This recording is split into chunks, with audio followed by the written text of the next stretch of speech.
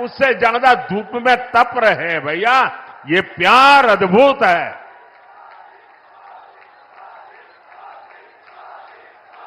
साथियों, airport, highway और railway से जुड़े इंफ्रास्ट्रक्चर के साथ साथ पढ़ाई, पानी और पर्यावरण से जुड़े विकास कार्यों को भी यहां नई गति मिली है।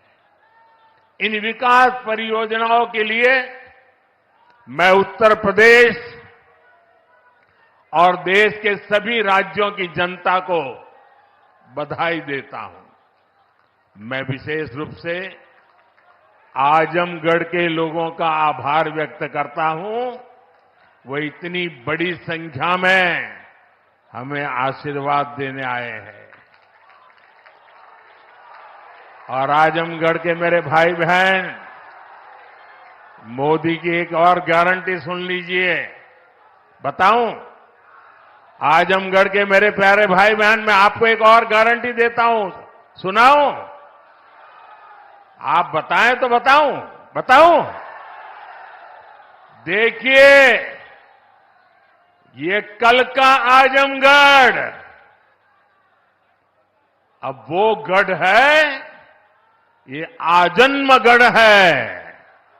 ये आजन्मगढ़ विकास का गढ़ रहेगा, आजन्म रहेगा। अनंत काल तक ये विकास का गढ़ बना रहेगा। ये मोदी की गारंटी है दोस्तों। साथियों, आज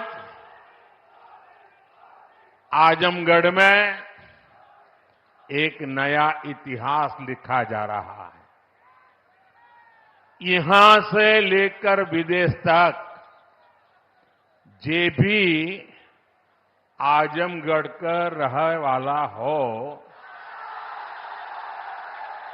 सबके आज बहुत खुशी मिलत हुई। ये पहली बार नहीं हो। एक रे पहले जब हम पूर्वांचल एक्सप्रेसवे का उद्घाटन कईनी, तो आजमगढ़ के सब आदमी कहत रहे कि अब लखनऊ में जहाज से उतर के हमन यहां 2.5 घंटा में आ जाब।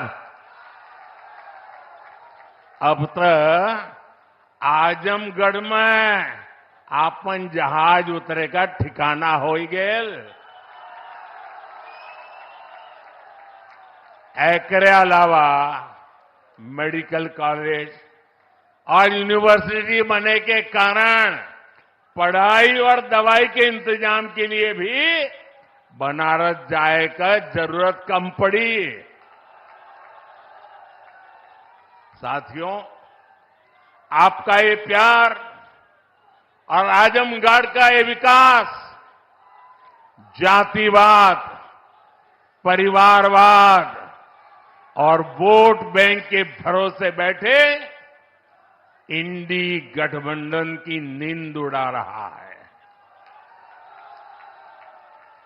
पूर्वांचल ने दशकों तक जातिवाद और तुष्टीकरण की राजनीति देखी है और पिछले 10 वर्षों में ये क्षेत्र विकास की राजनीति भी देख रहा है।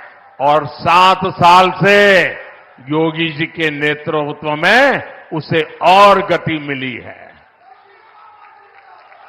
यहां के लोगों ने माफिया राज और कट्टरपंथ के खतरों को भी देखा है और अब यहां की जनता कानून का राज भी देख रही है।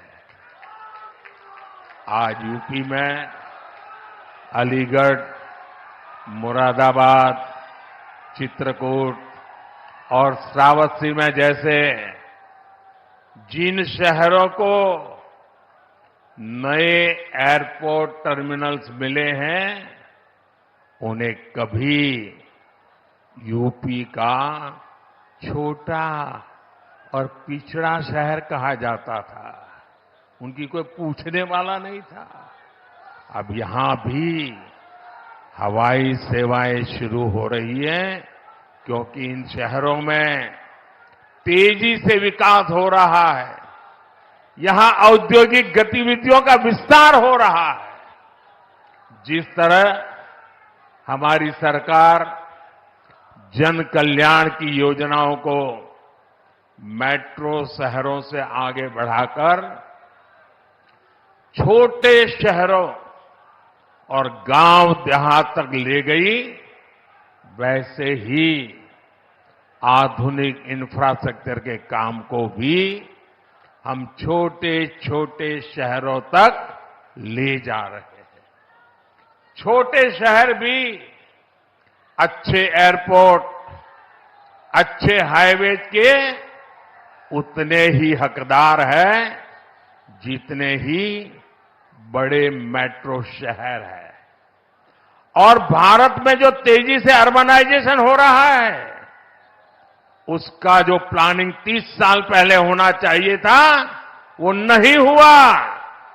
हम उसी को ध्यान में रखते हुए आज टियर 2, टियर 3 सिटी की ताकत बढ़ा रहे हैं, ताकि अर्बनाइजेशन रुके नहीं और अर्बनाइजेशन एक अवसर बन जाए, उस दिशा में हम काम कर रहे हैं। सबका साथ, सबका विकास का यही विजन डबल इंजन की सरकार का मूल मंत्र है। साथियों, आज आजमगढ़, मऊ और बलिया को कई रेलवे प्रोजेक्ट्स की सौगात मिली है। इसके अलावा आजमगढ़ रेलवे स्टेशन का भी विकास किया जा रहा है। सीतापुर, शाहजहांपुर, गाजीपुर, प्रयागराज, आजमगढ़ और कई दूसरे जिलों से जुड़ी रेल परियोजनाओं का लोकार्पण और शिलान्यास भी हुआ है। प्रयागराज रायबरेली, प्रयागराज चकेरी और शामली पानीपत समेत कई हाईवेज का लोकार्पण, शिलान्यास भी अभी अभी मैंने किया है। प्रधानमंत्री ग्राम सड़क योजना के तहत 5000 किलोमीटर से ज्यादा सड़कों का लोकार्पण हुआ है।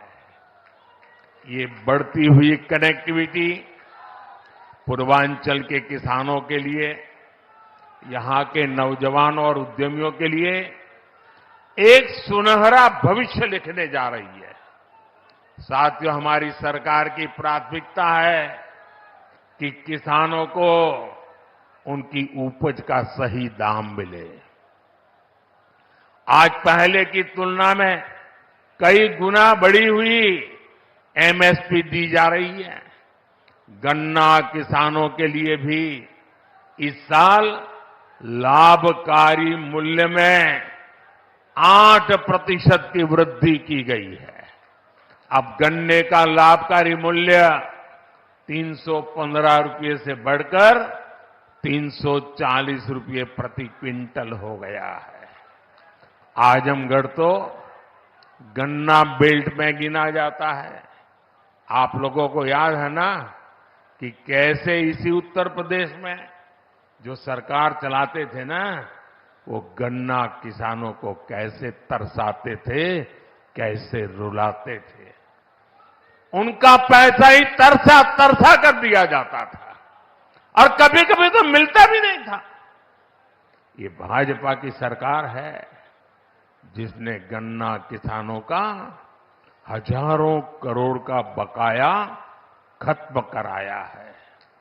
आज गन्ना किसानों को सही समय पर गन्ने का मूल्य मिल रहा है। गन्ना किसानों की मदद के लिए सरकार ने और भी नए क्षेत्रों पर बल दिया है। पेट्रोल में मिलाने के लिए गन्ने से इथेनॉल बनाया जा रहा है। खेत में जो पराली है उससे बायोगैस बन रही है। इसी यूपी ने चीनी मिलों को कोड़ियों के दाम बिकते और बंद होते देखा है। अब चीनी मिलें भी शुरू हो रही हैं और गन्ना किसानों का भाग्य भी बदल रहा है। केंद्र सरकार जो पीएम किसान सम्मान निधि दे रही है, उसका लाभ भी यहां के किसानों को मिला है। अकेले आजमगढ़ के ही करीब 8 लाख किसानों को पीएम किसान सम्मान निधि के 2000 करोड़ रुपए मिले हैं। साथियों, इतने बड़े स्तर पर विकास की इतनी तेज रफ्तार तभी मुमकिन होती है जब सरकार सही नीयत और ईमानदारी से काम करती है। भ्रष्टाचार में डूबी परिवारवादी सरकारों में इतने बड़े पैमाने पर विकास कार्य असंभव था। पिछली सरकारों में आजमगढ़ और पूर्वांचल ने पिछड़ेपन की तकलीफ ही नहीं उठाई, बल्कि इस दौर में यहां की छवि खराब करने में भी कोई कमी नहीं छोड़ी गई। और योगी जी ने अभी बहुत बढ़िया वर्णन किया है, इसमें रिपीट नहीं कर रहा हूं। जिस तरह पहले की सरकारों में यहां आतंक को, बाहुबल को संरक्षण दिया गया, वो पूरे देश ने देखा है। इस परिस्थिति को बदलने के लिए यहां के युवाओं को नए अवसर देने के लिए भी डबल इंजन सरकार लगातार काम कर रही है। हमारी सरकार में यहां युवाओं के लिए महाराजा सुहेलदेव राज्य विश्वविद्यालय की नींव रखी गई, उसका शुभारंभ भी किया गया। आजमगढ़ मंडल के हमारे युवाओं को लंबे समय से शिक्षा से लिए बनारस, गोरखपुर या प्रयागराज जाना पड़ता था।